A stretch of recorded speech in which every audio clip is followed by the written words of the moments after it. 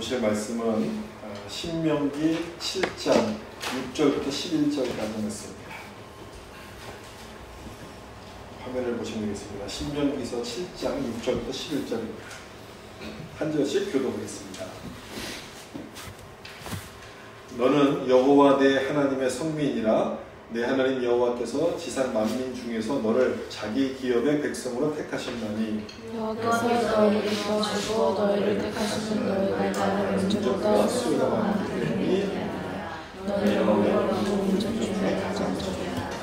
여호와께서 다만 너희를 사랑하심으로 말미암아 또는 너희의 조상들에게 하신 맹세를 지키려 하심으로 말미암아 자기의 권능의 손으로 너희를 인도하여 내시되 너희를 그 종되었던 집에서 애굽 왕 바로의 손에서 속량하셨나니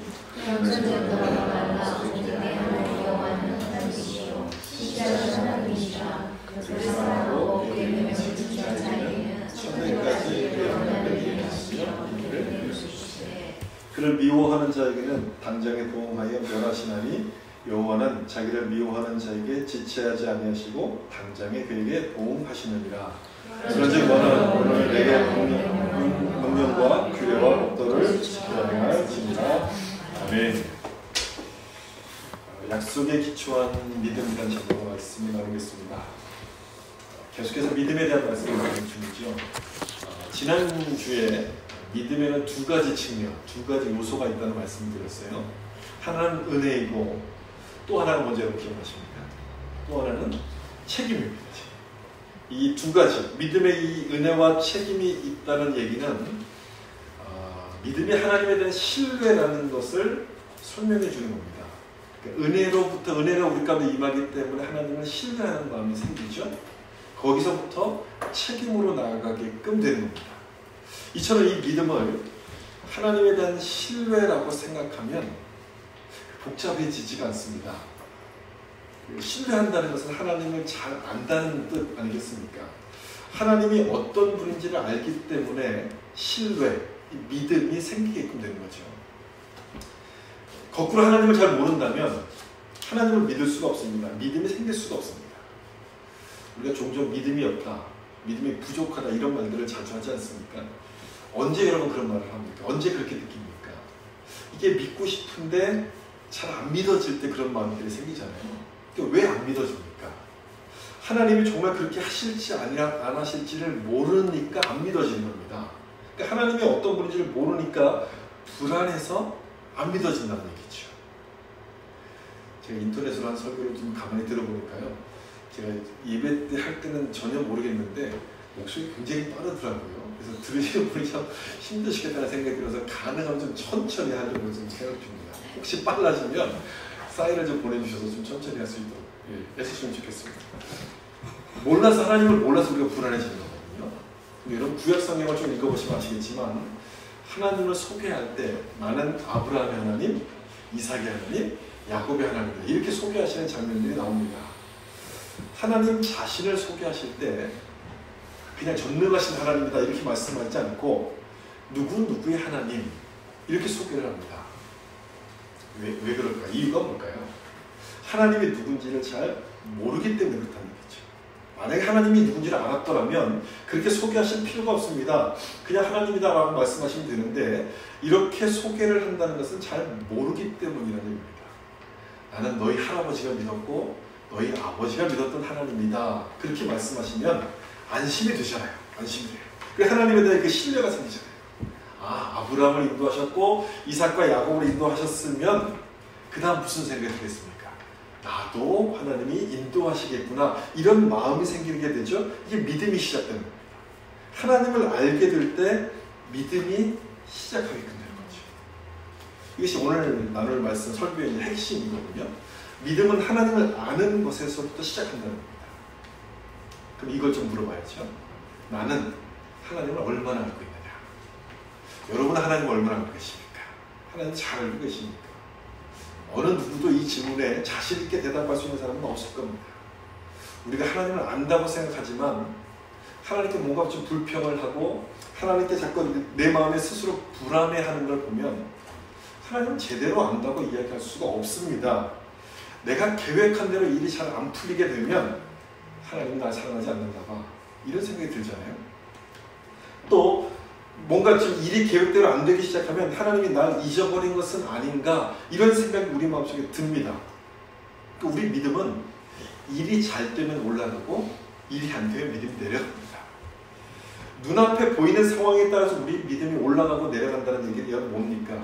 하나님을 제대로 안다는 것이 아니라는 얘기예요. 우리의 믿음의 기초를 하나님에 두지 않고 다른 것에 두고 있다는 얘기가 되는 거죠. 그래서 오늘 말씀 중요하다고 생각합니다.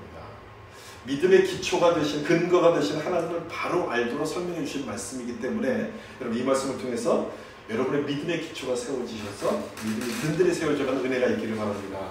첫 번째 나누고 싶은 것은요, 언약의 하나님에 대한 겁니다. 오늘 본문 8절의 말씀을 보면 8절뿐 아니라 성경에서는 하나님을 그렇게 설명할 때 언약의 하나님 이렇게 설명하거든요.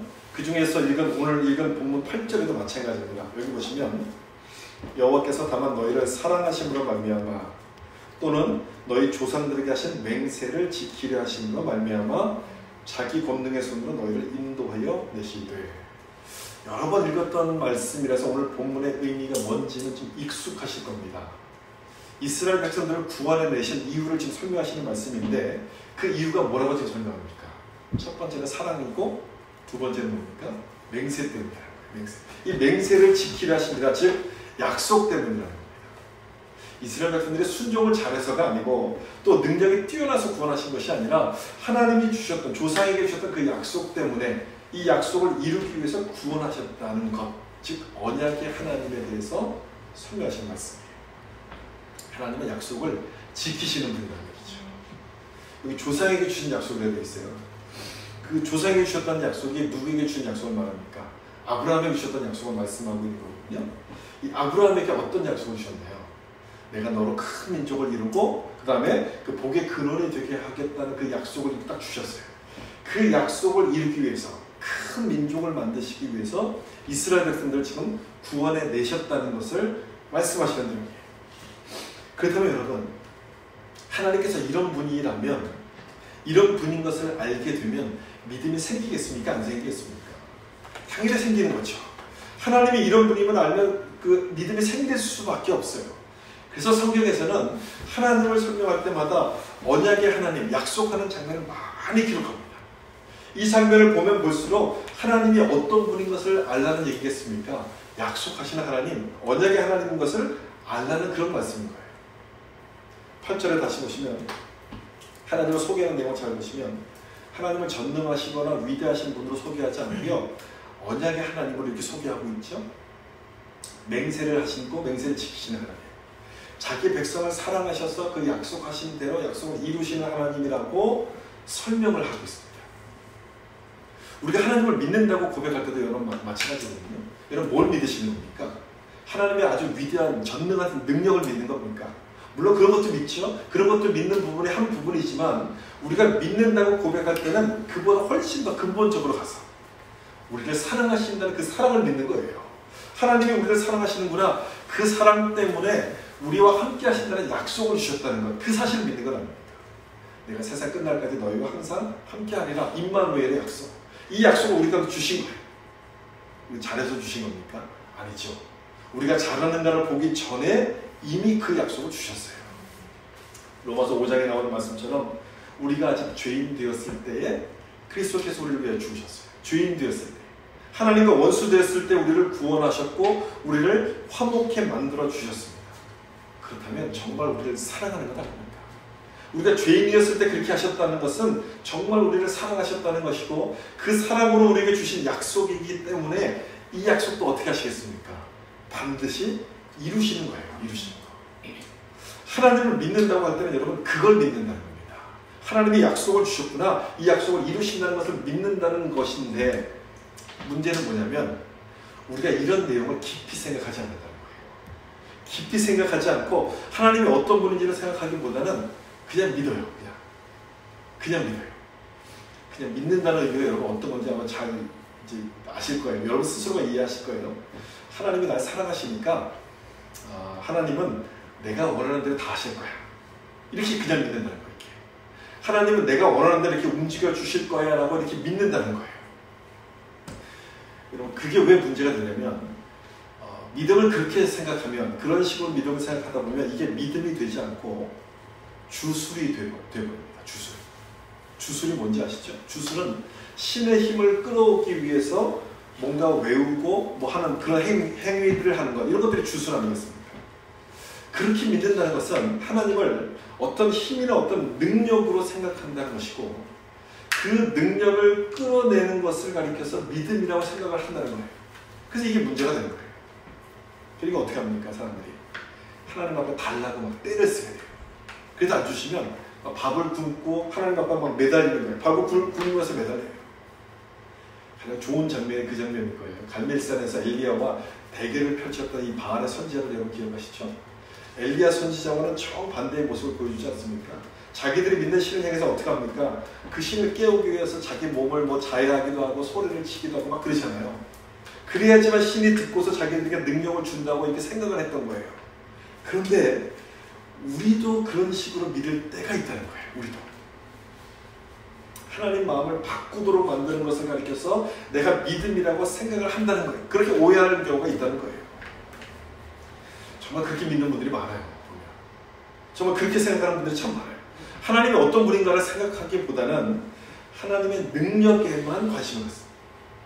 하나님이 주신 말씀, 약속에는 별 관심이 없고요. 오직 그분의 능력만을 받으면 된다고 생각하는 사람들이 많아요. 그래서 여러분 우리의 믿음들이 흔들리는 것 아닙니까? 우리도 그렇게 생각하기 때문에 믿음이 흔들리는 것 아니에요.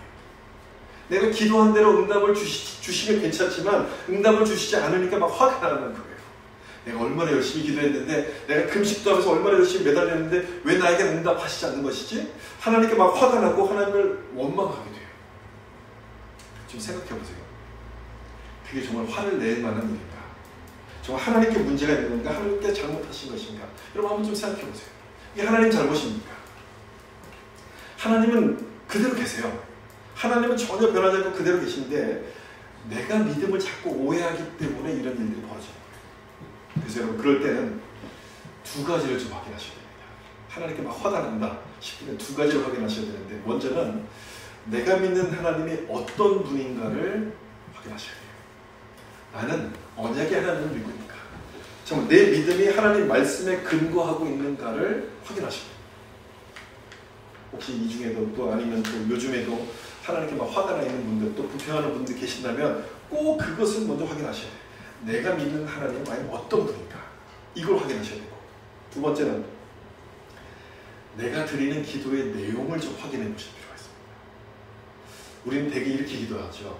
하나님 이걸 주세요. 이게 필요하면 이걸 주세요. 이걸 주시면 제가 열심히 하나님 잘 믿겠습니다. 우리가 이렇게 기도를 많이 하지 않습니까? 이 기도를 바꾸셔야 됩니다. 어떻게 바꾸냐면 이렇게 바꾸셔야 돼요. 하나님은 언약의 하나님이신 것을 제가 믿습니다. 이 약속의 말씀대로 나에게 응답해 주세요. 이렇게 바꾸셔야 돼요. 어떤 차이인지 여러분 이해가 되세요? 뭘 지금 말씀드리는 건지 여러분 이해가 되시죠? 예수님도 그렇게 말씀하셨거든요. 이 말씀 보세요. 요한복음 11장 40절 보시면 이렇게 되어 있어요. 여기서 이제 중간 부분만 제가 기록했는데 내가 믿으면 하나님의 영광을 보리라 이렇게 마르다에게 하시는 예수님의 말씀이에요. 이 순서를 잘 보셔야 돼요. 믿으면 그 다음에 볼 것이다 이렇게 말씀해요. 믿음을 여기서 예수님께서 요구하시지 않습니까? 어떤 믿음입니까? 말씀대로 이루어질 것을 믿는 믿음이에요. 여러분 그런 믿음을 가지려면 하나님이 어떤 분인가를 잘 알아야만 됩니다. 하나님이 어떤 분인지 모르면 그걸 믿을 수가 없어요. 언약의 하나님이시라는 것을 알아야지만 이 말씀대로 믿을 수가 있는 겁니다. 하나님의 누군지를 모르면 어떻게 그걸 우리가 믿을 수가 있겠습니까? 우리가 하나님을 신뢰한다는 얘기는 하나님께서 말씀하신 그대로 또 약속하신 그대로 이루시는 분인 것을 알기 때문에 그 하나님을 믿는 거예요. 아직까지 그 결과가 나오지 않았다 할지라도 하나님은 언제나 그렇게 하셨기 때문에 늘 그렇게 하셨기 때문에 우리가 믿는 거예요. 만약 하나님께서 한 번이라도 약속을 어긴 적이 있다면 우리 하나님을 믿을 수가 없어요. 그럼 반대로 하나님께서 약속을 지키셨다면 계속해서 지켜오셨다면 하나님께서 또 다른 약속도 지키실 거라고 우리는 믿을 수밖에 없는 것이죠. 아까 우리가 불렀던 그 찬송처럼 지나온 모든 시간을 다 돌아보면 하나님께서 약속을 지키지 않은 적이 한 번도 없는 거예요. 모든 것이 하나님의 손길 속에 있는 거예요. 그걸 기억하기 때문에 하나님께서 그 다음도 행하실 것을 우리가 믿게끔 되는 겁니다. 그래서 제가 이 두 가지를 확인하라고 말씀드린 거예요. 하나님께 뭔가 화가 나는 마음이 생길 때, 하나님 앞에 뭔가 불평하는 마음이 생기면 반드시 이걸 먼저 생각해 보셔야 돼요. 하나님은 과연 어떤 분인가? 내가 믿는 하나님은 어떤 분인가? 그럼 사도 바울이 쓴 서신서를 좀 읽어보시면, 저도 서신서를 일단 최근에 발견한 거 뭐냐면, 그러므로 너희는 생각하라. 이 말씀이 자주 나온다는 거예요. 그러므로 너희는 생각하라. 생각하라는 말씀을 자주 합니다. 믿음은 무조건 믿는 게 아니고, 무조건 믿습니다만 하면 다 되는 게 아니라 생각하면서 믿는 것이 믿음이라는 그런 얘기 아니겠습니까? 그래서 이 생각하라는 말씀을 사도 바울은 자꾸 반복해요.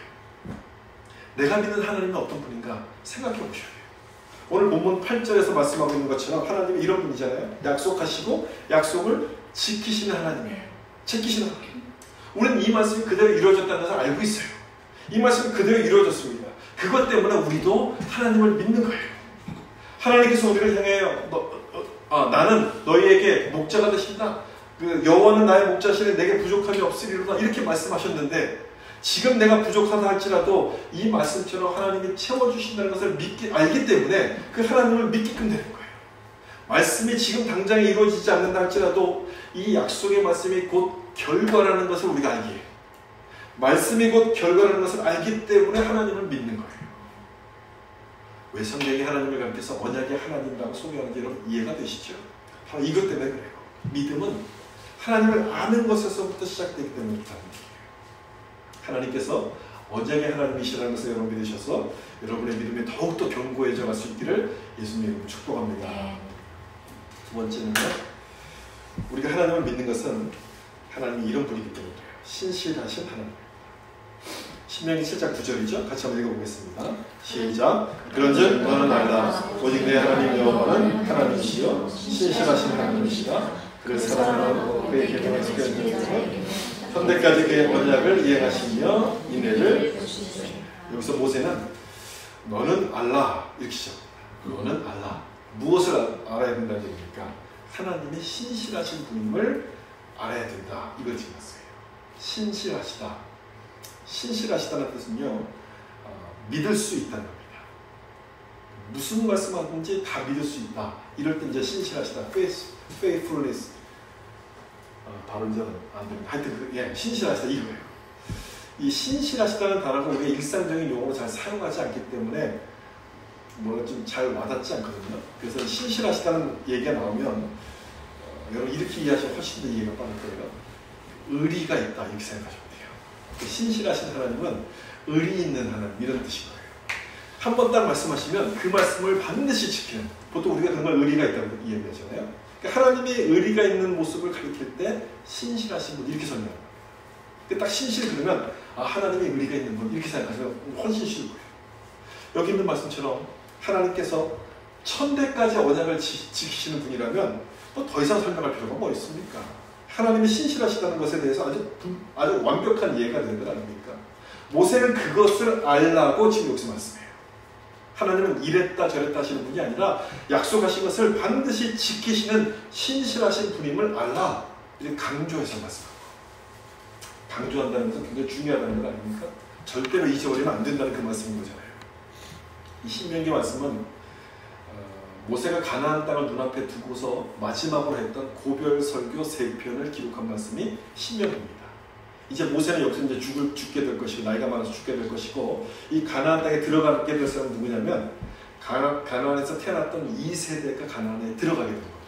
이 새로운 세대가 들어갈 때 거기서 하나님을 잘 섬기려면 하나님이 누군지를 알아야 되잖아요.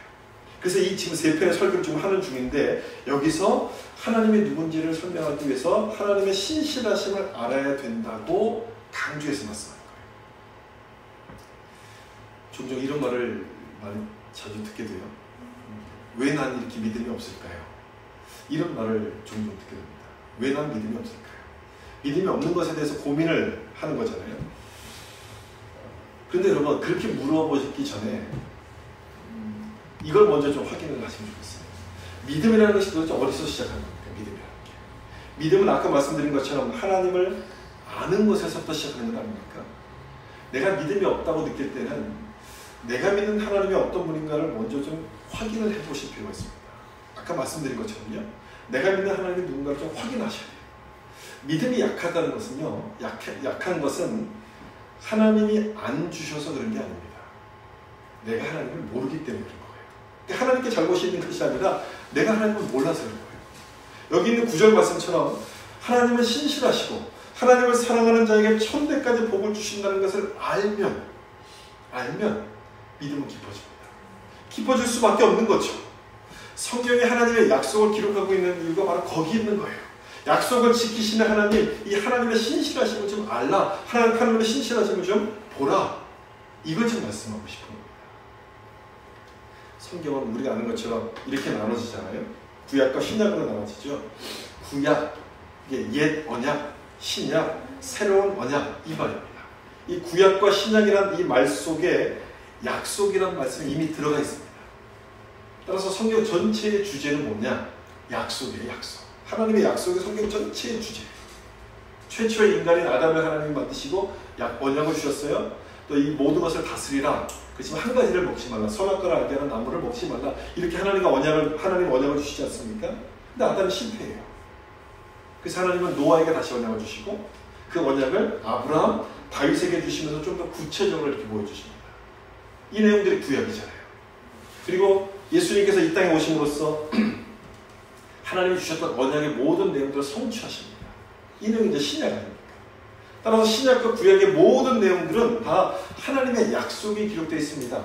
하나님이 주신 약속, 그리고 그 약속의 결과가 뭔지를 지금 기록하고 있는 것이 바로 이 성경이에요. 여러분 이런 생각해 보신 적 있습니까? 다른 종교의 경전에는 신의 위대함을 보통 기록합니다. 우리가 믿는 신은 이렇게 위대하신 분이다. 이런 내용들을 기록하는데 우리가 읽는 이 성경에는 하나님의 약속이 기록되어 있어요. 하나님이 얼마나 위대하시고 얼마나 능력이 많으신가 보다 그걸 기록하기보다는 하나님이 우리에게 이런 약속을 주셨다. 그 내용들이 여기에 쭉 기록이 되어 있어요. 하나님의 능력을 설명하려면 창세기 1장 2장으로 끝나면 안 됩니다. 천지창조하는 내용을 더 많이 기록해야죠. 더 길게 기록해야죠. 근데 딱 2장, 3장으로 끝나버리고 나머지 모든 내용들은 하나님이 우리에게 주신 약속에 대한 내용이 기록이 되어 있어요. 그 이유가 뭘까요? 그렇게 하신 이유가 뭘까요? 하나님이 누군지를 좀 알라는 그런 얘기 아니겠습니까? 하나님이 이런 분, 우리가 하나님이 어떤 분인지 좀 알기를 하나님이 원하신다는 겁니다. 그래서 성경을 이렇게 기록해 놓은 거예요. 여기 보세요. 창세기 15장 8절 말씀입니다. 창세기 15장에서는 하나님께서 아브라함과 언약을 체결하시는 장면이 나오는데 두 가지를 하나님께서 약속하셨어요. 아브라함에게 너에게 이제 많은 자손을 줄 것이고 너에게 또 땅을 줄 것이다. 이런 약속을 주세요. 그랬더니 아브라함이 질문하는 내용이 나와요. 그게 이제 바로 8절의 말씀이에요. 그가 이르되 주 여호와여 내가 이 땅을 소유로 받을 것을 무엇으로 하리까? 하나님께 묻는 거예요. 좀 약간 멋있는 문체로 이렇게 번역을 해서 이렇게 얘기했지만 이걸 그냥 직설적으로 얘기하면 이겁니다. 하나님 내가 그걸 어떻게 믿어요? 이 얘기예요. 내가 그걸 어떻게 믿겠습니까? 말로만 하지 말고 좀 증거를 보여주세요. 지금 이런 이 얘기거든요. 그래서 하나님께서 재물을 준비하라고 말씀하세요. 그 재물을 반으로 이렇게 딱 쪼개놓으라고 말씀하시고 그 사이를 하나님께서 이렇게 딱 지나가시는 장면이 나와요. 그 내용이 17절입니다. 해가 져서 어두울 때에 연기나는 화로가 보이며 타는 횃불이 쪼갠 고기 사이로 지나가라. 그 당시에는 계약을 맺을 때 이런 방법을 썼습니다. 재물을 딱 이렇게 쪼개놓은 다음에 계약을 맺는 두 사람이 그 재물 사이를 이렇게 지나갑니다. 그건 무슨 의미냐면 약속을 잘 지키면 괜찮지만 이 약속을 어기면 너와 나는 이렇게 쪼개지는 사이가 된다. 관계가 끊어진다. 이런 뜻이 거기에 담겨지는 거예요. 근데 하나님께서 그걸 지금 보여주신 거예요. 아브라함이 어떻게 믿습니까? 라고 물었더니 하나님이 직접 이렇게 뭔가 지금 사인을 보여주시는 것이죠. 하나님 직접 뭔가 보증을 보여주시는 장면이에요. 이상한 점이 있어요. 재물을 이렇게 쪼개놓고 그 사이를 지나갈 때는 이 쌍방이 지나가야 되는 거거든요. 근데 지금 이 장면에서는 하나님께서는 혼자 이렇게 지나가세요. 혼자. 아브라함은 그냥 놔두시고 하나님만 여기를 지나가셨어요. 그럼 무슨 뜻이겠습니까?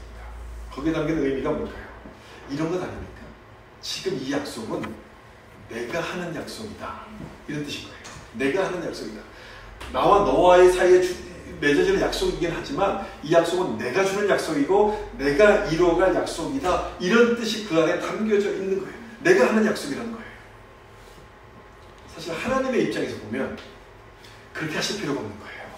그렇게 하실 이유가 전혀 없는 것이죠. 아쉬운 쪽은 아브라함이죠. 하나님이 아쉬운 쪽이 아니에요. 계약서를 쓸 때 갑은 하나님이 되는 거고요. 을은 누가 됩니까? 아브라함이 되는 거예요. 하나님이 아쉬운 부분이 하나도 없어요. 그런데도 모든 걸 다 내가 책임지마. 이렇게 약속을 하시는 거예요. 뭘 말씀하려고 하는지 여러분 이해가 되시죠? 하나님의 어떤 분인지를 좀 보라는 거예요. 이렇게 약속을 주시는 하나님이시라면 그 약속도 어떻게 하시겠다? 그 약속도 반드시 지키신다는 것을 좀 보라는 얘기예요. 하나님의 신실하심을 여기서 말씀해 주는 거예요. 솔직히 말하면 이 약속을 하심으로 말미암아 번거로워지는 분은 하나님이에요. 하나님이 바빠지세요. 하나님이 다 책임을 지셔야 되니까 하나님이 바빠지시게 되지만 그래도 그렇게 하세요. 그렇게 우리에게 복을 주겠다고 약속하시고 그 복을 줄 책임 또 인도하실 책임에 스스로 하나님 스스로 거기에 이렇게 묶여버리시는 거예요. 저 그렇게 표현하는 것이 참 은혜가 돼요. 하나님 말씀하신 그 약속에 스스로 이렇게 묶여버리시는 거예요. 그 내용을 오늘 본문 9절에서는 이렇게 설명해요. 중간쯤 보시면 그를 사랑하고 그의 계명을 지키는 자에게는 천대까지 그 언약을 이행하시며 인도를 하시네요. 하나님 스스로 그 약속에 묶이시는 거예요. 만약 하나님께서 이걸 하기 싫은 약속을 하신 것이었다면 이렇게 천대까지라고 말씀하셨겠습니까? 그럴 리가 없습니다. 그런데 천대까지라고 말씀하신 것은 진짜 물리적으로 천대가 아니라 영원토록 계속해서 약속을 주신다는 그 뜻이거든요. 이렇게 말씀하신 것은 억지로 하신 약속이 아니라 하나님이 기뻐서 하신 약속이라는 뜻이에요. 하나님이 좋아서 이 약속을 주신다는 그 뜻인 거예요. 모세는 그걸 알았던 거예요. 모세는 그걸 알았기 때문에 그 9절 말씀 이 앞부분에서 너는 알라, 너희들은 알아야 된다. 오직 하나님은 신실하신 분이다. 하나님은 의리의 하나님이다. 이걸 알라고 지금 선포하시는 말씀인 거예요. 기회가 있을 때마다 모세는 이 얘기를 합니다. 신명기에서뿐 아니라 출애굽기에서도 마찬가지였고요. 기회가 있을 때마다 이 말씀을 반복했어요. 우리가 선택받는 것은 우리가 뛰어나서 선택받는 것이 아니라 하나님이 우리를 이제 사랑하셨기 때문에 하나님의 은혜로 말미암아 우리를 사랑하셨다는 것을 계속 반복했습니다. 하나님이 이런 분인 것을 알아야지만 믿음이 든든해지기 때문에 이 내용을 반복하고 또 반복했는데 안타깝게도 그만 이스라엘 같은 데는 그거를 잊어버려요. 까마득하게 잊어버려요. 그래서 가나안 땅에 들어갔을 때 우상을 섬기잖아요. 까마득하게 잊어버립니다. 근데 우리도 까마득하게 잊어버려요. 우리도 마찬가지. 우리도 그걸 잊어버려요. 지금 이 말씀을 볼 때는 기억나는데 이 성경을 덮기만 하면 잊어버려요. 성경에서는 하나님의 신실하시다고 계속 말씀하는데 우리는 그 사실을 까마득하게 잊어버립니다. 그래서 내가 원하는 대로 안 되면 하나님 나 잊어버리셨나 봐. 낙심해요. 고난이 찾아오면 하나님의 신실하심을 기억하기보다는 하나님 왜 이렇게 나를 힘들게 만드십니까? 이 생각이 먼저 나요. 잊어버리는 거예요. 여러분 솔직히 그렇지 않습니까? 그래서 믿음이 약해지는데 하나님께 문제가 있는 게 아니라 나에게 문제가 있는 거예요. 나 스스로 때문에 내가 잊어버려서 그런 거예요. 그래서 여러분 생각을 하셔야 돼요. 믿음이 약해질 때는 하나님이 어떤 분인가를 조사해 보십시오. 하나님은 도대체 어떤 분인가? 지금 여기 있는 말씀처럼 하나님은 천대까지 복을 주시는 신실하신 분이고 푸른 초장으로 나를 인도하시는 여호와는 나의 목자다. 그렇게 하나님을 생각한다면 하나님이 그런 분임을 믿는다면 지금 나에게 주어지는 이 어려운 상황이 나를 힘들게 하려고 나를 괴롭히려고 주어지는 것이겠습니까? 아닌 거죠. 절대로 그렇지 않습니다. 그런 일들을 버리실 리가 없는 거예요. 아이들은 종종 이런 말을 하잖아요. 우리 엄마 혹시 계모 아닐까? 이런 얘기를 해요. 아이들은. 우리 엄마 스탠맘 아니야? 이런 얘기를 해요. 왜 그런 얘기합니까? 자기가 원하는 걸 못하게 하고 하기 싫은 것만 하게 하니까. 아이들 입장에는 그렇게 생각이 나는 거예요. 엄마가 미우니까 그런 소리가 나오는 거예요. 근데 엄마의 입장을 들어보면 엄마의 입장에서 보면 그런 말을 듣는 게 정상인 거예요. 아이들 원하는 대로 다 해주면 이 아이가 어떻게 됩니까? 아이가 제대로 될 수 있겠습니까? 아이가 제대로 될 수 없어요. 자식을 망칠 수 있어요. 그래서 야단을 치기도 하고 아이들이 원하는 것을 알지만 그것이 안 된다고 이야기하는 겁니다. 여러분 병원을 가면 아프니까 살살 좀 해주세요. 그렇게 말하면 의사가 살살 해줍니까? 살살 안 해줘요. 특별히 치과 같은 데 가보세요. 아프다고 살살 해주세요. 그러면 살살 해줍니까? 안 해줘요. 아프다고 소리쳐도 그냥 그대로 해요. 의사는 그냥 그 수술을 합니다. 그걸 그대로 합니다. 그렇게 해야지만 치료할 수 있습니다. 아프다고 그냥 내버려두면 치료할 타이밍을 놓치게 더 나빠질 수 있기 때문에 그냥 그걸 하는 거예요. 하나님도 마찬가지라고 생각해요. 하나님도 마찬가지입니다. 우리가 힘들다고 소리치는 그 상황 가운데 우리를 그냥 놔두시는 것은 하나님 진짜 의사라서 그래요. 진짜 의사라서. 우리를 사랑하셔서 우리를 치료해 주시려고, 우리를 더 잘되게 하시려고 그렇게 만드시는 거예요. 우리에게 천대까지 복을 주셔야 되니까 하나님께서 그 힘의 소리를 들어가시면서까지도 그 일을 그렇게 하시는 거예요. 그러므로 그걸 깨닫는 사람은, 그걸 아는 사람은 하나님께 행복하게 됩니다. 하나님 그러신 분이거든요. 고난이 찾아오면 날 잊어버려서 고난이 찾아오는 것이 아니라 날 기억하시기 때문이고, 하나님이 주신 그 약속을 지키려고 그렇게 하시는 것임을 알기 때문에 하나님 앞에 항복하는 거예요. 아, 하나님이 그런 분이군요. 그러면서 흔들리지 않는 믿음으로 세워져 나가게 되는 것이죠. 여러분 모두에게도 이런 은혜가 함께 임하셔서 여러분의 믿음이 든든히 세워지기를 예수님으로 축복합니다. 마지막으로 나누고 싶은 것은 이거예요. 흔들리지 않는 믿음. 하나님께서 언약의 하나님이신 것을 알고 또 신실하신 하나님, 의리가 있는 하나님임을 알면 그 믿음은 흔들리지 않습니다. 눈앞의 상황에 우리가 기초하지 않고 하나님 말씀, 하나님 약속에 기초하기 때문에 그 믿음은 흔들리지 않아요. 시간이 지나면 모든 건 다 변합니다. 우리의 모습도 변하는 것처럼 우리가 했던 말도 변하고 모든 것은 다 변하지만 하나님의 말씀은 변하지 않기 때문에 그 약속에 기초한 믿음은 절대로 흔들림이 없어요. 따라서 이것을 자주 확인하셔야 돼요. 내가 믿는 하나님은 어떤 하나님이고 내 믿음은 약속의 말씀 위에 세워져 있느냐, 이걸 확인하셔야 돼요. 내 믿음은 이 말씀 위에 세워진 믿음인가를 확인하셔야 돼요. 제 질문 하나 드릴게요. 여러분 구원받으셨다는 것을 여러분 다 믿으시죠? 여러분 예수님을 믿어서 구원받으셨다는 다 믿으시잖아요. 그런데 그걸 어떻게 확신하십니까? 네, 진짜 구원받았어. 어떻게 확신하세요? 확신. 어떻게? 은혜를 받았을 때는 구원받은 것 같아요. 근데 반대로 은혜가 식으면 아닌 것 같잖아요. 아닌 것 같은 생각이 들 때가 있잖아요. 그때 어떻게 확신하는 얘기예요? 모든 것이 잘 되고 괜찮지만 내가 기도한 대로 응답이 안 되고 되던 일도 안 되기 시작하면 내가 정말 구원받은 사람이 맞는가? 하나님의 자녀가 맞는가라는 의심이 생기기 시작하지 않습니까? 그때 어떻게 하시냐? 지금 그걸 묻는 거예요. 그때 어떻게 하십니까? 그때 어떻게 해야만 됩니까? 그때는 이렇게 하셔야 돼요. 말씀을 통해서 확인을 해보셔야 돼요. 내 기분이나 감정이 아니라 이 말씀을 통해서 확인하셔야 돼요. 내 감정은 막 흔들리는데 정말 내가 구원받은 것이 맞는가를 확인하시려면 말씀을 보시면서 확인하셔야 된다는 뜻이에요.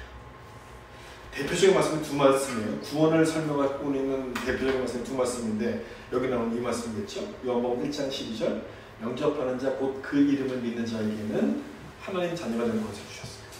또 하나의 대표적인 말씀은 사도행전 16장 31절입니다. 같이 한번 읽어볼까요? 주 예수를 믿으라 그리하면 구원을 받으리라. 아멘. 이 두 말씀이 가장 대표적으로 우리가 잘 알고 있는 말씀인데 이 말씀 여러분 딱 보시면 구원의 근거를 누구 때문이라고 설명합니까? 누구 때문이라고? 예수님 때문이라고 설명하는 거잖아요. 그 이름을 믿는 자, 예수를 믿는 자, 그래서 구원을 받았다 이렇게 설명하는 거예요. 구원의 근거가 예수님께 있다는 겁니다. 내가 받은 구원의 근거를 감정이나 기분에 두지 말라는 말씀인 거예요. 기도하다 보면 눈물이 날 때가 있잖아요. 그러면 여러분 구원받은 겁니다. 어떤 분이 그렇게 말씀하세요. 구원받은 걸 어떻게 확신하시는가 했더니 기도할 때 막 눈물이 났대요. 그래서 내가 확신한다는 거예요. 그러면 그 얘기는 뒤집어 보면 눈물이 안 나면 구원받지 못한 게 되는 것 아니겠습니까? 그런 얘기가 되잖아요. 그러니까 눈물과 구원은 아무 상관이 없어요. 아무 상관이 없어요.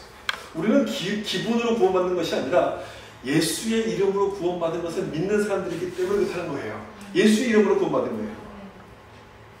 내 기분상에는 내 기분상 믿음이 사라진 것처럼 보인다 할지라도 하나님의 말씀이 기록되어 있는 이상, 이 말씀이 남아있는 이상, 이 말씀에 근거해서 내가 구원받는다는 사실을 우리가 확신을 하는 겁니다. 그게 믿음인 거예요. 그게. 그럼 믿음이 좋다는 게 도대체 뭡니까? 믿음이 저 사람 참 믿음이 좋아. 그걸 도대체 뭘 말하는 겁니까? 한 번도 디프레스 되는 마음이 없는 겁니까? 신앙에 굴복이 없는 게 믿음이 좋다는 뜻입니까? 아니에요. 그렇지 않습니다. 믿음이 아무리 좋아도요, 우리 감정은 오르락내리락 합니다. 올라갈 때가 있고 내려갈 때가 있어요. 그 감정에 따라서 내 생각도 수시로 달라집니다. 믿음이 아무리 좋아도 감정이 다운될 때가 있고 의심이 생길 수가 있다는 얘기예요. 그러면 그럼에도 불구하고 왜 믿음이 좋다고 이야기하는 것이냐? 그 믿음이 좋다고 하는 얘기는 뭐냐? 우리 믿음의 근거를 감정에서 찾으려고 하는 것이 아니라 이 하나님 말씀에서 찾기 때문에 그렇다는 거예요. 감정을 따라가려고 하지 않고 말씀을 통해서 우리가 힘을 얻기 때문에 그렇다는 얘기예요. 이걸 가장 잘 보여주는 사람이 욥이거든요. 나중에 제가 이제 좀 여름쯤 지나고 나서 욥기 말씀을 드리려고 하는데, 욥을 잘 보시면요, 감정을 따라가고 싶은 마음이 정말 굴뚝 같은데 끝까지 하나님 말씀 붙듭니다. 하나님 말씀 쪽으로 가요. 그게 믿음이 좋다는 거예요. 이 말씀 보세요. 로마서 말씀에도 그 내용이 잘 나오는데, 로마서 8장 30절 보시면 이렇게 되어 있어요. 한번 같이 읽어보겠습니다. 또 미리 정하신 그들을 또한 부르시고, 부르신 그들을 또한 위롭다 하시고, 위롭다 하신 그들을 또한 영원하게 하셨느니라. 네. 여러분, 이 말씀 보시면 힘이 나십니까, 안 나십니까? 솔직히 힘이 나세요, 안 나세요? 힘이 나죠? 힘이 나요. 왜 힘이 납니까? 힘이 나는 이유가 뭡니까? 하나님이 하셨다고 지금 기록하고 있기 때문에 그래요. 하나님이 정하셨고 부르셨고 의롭다 하시고 영원하게 하신다. 나를 보고 하시는 것이 아니라, 내가 잘해서 구원받은 것이 아니라 하나님의 은혜로 지금 구원하셨다고 말씀하고 있기 때문에 이 말씀이 힘이 나는 거예요. 그렇기 때문에 여러분, 내가 실수한다 할지라도 이 말씀으로 돌아가면 힘이 다시금 힘이 생기는 거예요. 말씀으로 돌아가면 다시 힘이 생기는 거예요. 이어지는 말씀도 보면 31절 말씀인데, 여기 보세요. 그런즉 이 일에 대해 우리가 무슨 말을 하리요? 만일 하나님이 우리를 위하시면 누가 우리를 대적하리요? 하나님이 위하시면 누가 우리를 대적하리요? 하나님이 우리를 구원하셨는데 이 구원을 누가 반대하겠느냐? 그 말인 거예요. 절대로 우리를 빼앗기지 않는다는 거예요. 우리를 구원하신 것은 절대로 없어지지 않는다. 그걸 말씀하십니다. 한 구절 볼까요? 로마서 8장의 마지막 절 이렇게 이어져 39절이에요. 같이 한번 읽겠습니다. 높음이나 깊음이나 다른 어떤 피조물이라도 예수 안에 있는 하나님의 사랑에서 끊을 수 없으리라. 아멘. 여러분 믿으십니까? 끊을 수 없다는 거예요. 절대로 끊을 수 없다는 거예요. 이 말씀에 내 믿음의 기초를 딱 두면, 이 말씀 위에 내 믿음을 딱 세워놓으면 내가 실수해서 감정이 바닷가면 떨어지죠. 나 같은 사람을 하나님이 사랑하실 리가 없어, 그런 생각이 든다 할지라도 의심하지 않는 거예요. 그 의심을 물리칠 수 있는 힘이 생기는 거예요. 나의 구원은, 내 믿음은 이 약속에 근거한 것임을 내가 알기 때문에 그렇다는 거예요. 그러므로 여러분, 믿음이 흔들리면 어디로 돌아가야 됩니까? 성경으로 돌아가야 돼요. 믿음이 흔들리면 성경부터 펴야 돼요. 특별히 내가 어디를 펴야 될지 모른다고 하면 로마서 8장 말씀을 펴야 되는 거예요. 이 말씀을 자꾸 읽어야 돼요. 성경을 보셔야 되는 것이고, 아까 우리가 불렀던 그 찬송처럼 하나님의 은혜와 신실하심을 찬양하는 그 찬양을 자꾸만 부르셔야 돼요. 말씀 위에 세워진 믿음은 결코 흔들림이 없는 믿음이 되기 때문에 그래요. 세상은 곧 무너질 것처럼 보이고 세상은 흔들린다 할지라도 하나님을 믿는 사람은 두려워하지 않는 겁니다. 하나님은 약속하신 말씀을 반드시 이루시는 신실하신 분임을 우리가 믿기 때문에 그런 거예요. 이 믿음을 소유하시기 바랍니다. 축복합니다. 사람의 말에 흔들리는 사람, 그런 믿음이 아니라 하나님의 약속을 믿는 믿음을 소유하셔서 이번 한 주도 승리의 삶을 살 수 있기를 예수님의 이름으로 축원합니다. 기도하겠습니다.